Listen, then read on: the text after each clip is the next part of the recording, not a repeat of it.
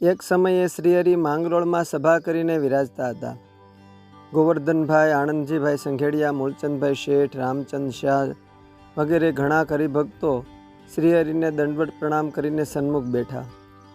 ત્યારે શ્રીહરિએ સૌ હરિભક્તો સન્મુખ વાત કહી છે, અહીં કાળાંતરે બુરાયેલી વાવ છે, તો આપણે ગળાવીએ તો સૌ સંતો, ભક્તો, ગામજનો તેમજ રસ્તે આવતા જતા વટે માર્ગોને નાવા ધોવા તથા પાણી પીવા ઉપયોગી થાય. સૌએ સંમતિ આપતા બીજે દિવસે ગામમાંથી દાડિયાઓ બોલાવીને સૌ સાથે ભજન સ્મરણ કરતા વાવનો ગાળ કાઢવા લાગ્યા. થોડા દિવસે એમાં અમૃત જેવું મીઠું પાણી નીકળ્યું. એટલે શ્રીહરિ સૌને બોલ્યા કે આપણે આ વાવનું ભર્યું કરીએ. સૌએ રાજી થઈને સંમતિ આપી. શ્રીહરિ બોલ્યા કે સિદ્ધુ સામાન વગેરે ગામમાંથી લાવીએ અને વિદ્વાન બ્રાહ્મણોને પણ યજ્ઞ સારું બોલાવીએ. ત્યારે સૌ હરિભક્તો ગાડા ભરીને સામાન લઈ આવ્યા અને બ્રાહ્મણોને ચોરાસી કરવા સારું નોતરું આપી આવ્યા.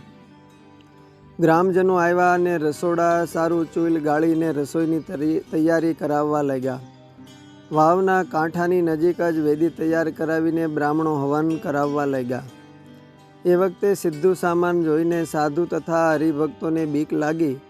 તે શ્રીજી મહારાજ આગળ વાત કરી જે પ્રભુ, આટલા સિદ્ધા સામાને કેમ પૂરું થશે?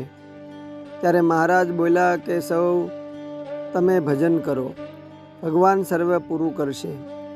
એ વખતે ગામમાંથી સ્વયંપ્રાકી બ્રાહ્મણો સિદ્ધુ સામાન લેવા આવ્યા. શ્રીહરિએ એમને જેટલું જોઈએ એટલું સીધું અપાવ્યું. એ સૌ નજીકમાં આત્મારામ વૈરાગીની જગ્યામાં જઈને રસોઈ કરવા લાગ્યા. હવન કુંડથી ઉત્તરાદે તરફ સાધુઓ રસોઈ કરવા માંડ્યા. શીરો, પૂરી, શાક, દાળ વગેરે તૈયાર થયા. એટલે શ્રીહરિ ત્યાં વાવના કાંઠા ઉપર બેસીને થાળજીમાને ચડું કર્યું. શ્રીહરિએ સૌ સંતો, ભક્તો તથા વટે માર્ગુ તેમજ ગરીબ ગુરબા સૌને પોતાના હાથે પીરસીને જમાડ્યા. બ્રાહ્મણો આત્મારામ વૈરાગીની જગ્યામાં રસોઈ કરી રહ્યા. એ વખતે ગામની ભાગોળે ત્યાં એક પરદેશી બ્રાહ્મણ પૂછતો આવ્યો ને કહે કે અહીં જીવન મુક્તા 84 જમાડે છે, એ ક્યાં છે?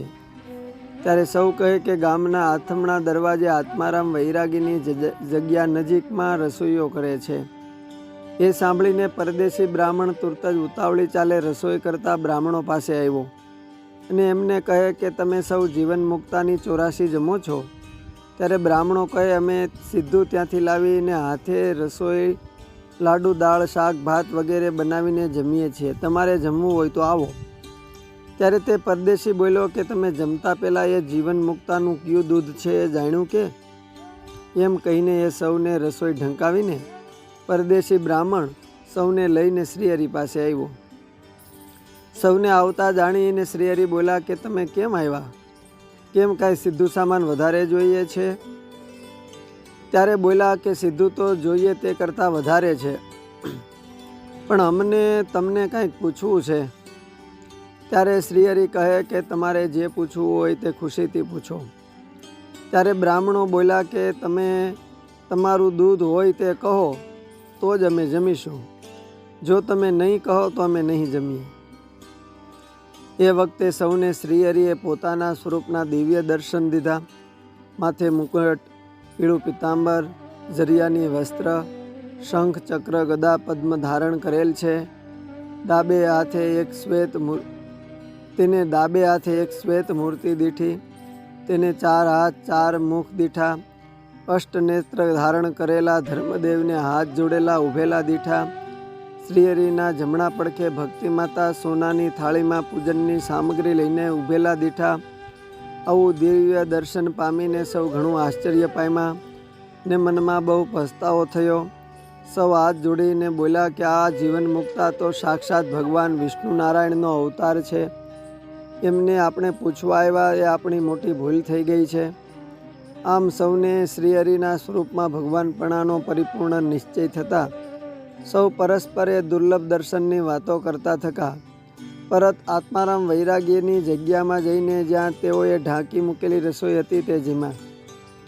એ જ દિવસે હવનની જગ્યાએ હોમ, હવન અને વાજા વાગતા સાંભળીને ગામમાંથી આવેલા મતપંથીઓએ શ્રીહરિને કહ્યું કે અમે સાંભળ્યું છે કે તમે દર્શન કરાવો છો, તો અમને પણ એ દર્શન જોવાની ઈચ્છા છે. એ લોકોની વાત સાંભળીને શ્રીહરિએ ચપટી વગાડતા એ સૌ આવેલા મતપંથીઓને સમાધિ થઈ.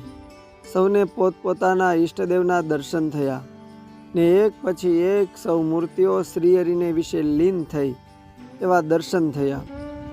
શ્રીહરિએ એવો સૌને પ્રતાપ દેખાડ્યો. આ જોઈને ઘણા મુમુક્ષુઓ વર્તમાન ધારણ કરીને શ્રીહરિના આશ્રિત થયા. અસ્તુ. જય સ્વામિનારાયણ. શ્રીહરિ ચરિત્ર ચિંતામણીમાંથી.